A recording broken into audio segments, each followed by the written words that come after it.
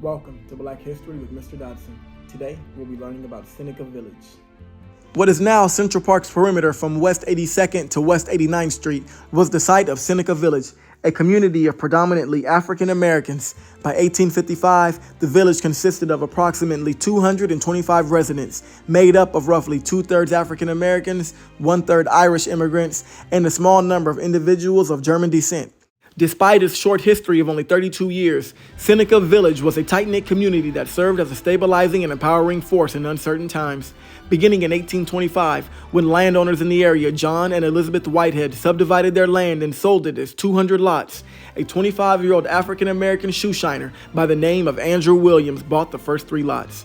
Epiphany Davis, a store clerk, bought 12 lots, and the AME Zion Church purchased another 6 lots. This was the start of the community. From 1825 to 1832, the Whiteheads sold about half of their land parcels to other African Americans.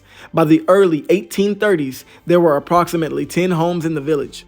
Residents had gardens, raised livestock, and fished in the nearby Hudson River, and got water from a nearby spring. By the mid-1850s, Seneca Village consisted of 50 homes and 3 churches, as well as burial grounds and a school for African American students. During the early 1850s, the city began planning for a large park to counter unhealthy urban conditions and provide space for recreation.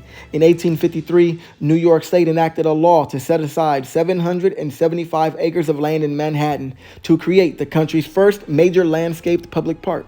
The city acquired the land through eminent domain, the law that allows government to take private land for public use with compensation paid to the landowner. There were roughly 1,600 inhabitants displaced throughout the area. Although landowners were compensated, many argued that their land was undervalued. Ultimately, all the residents of Seneca Village had to leave by the end of 1857. And that's American history.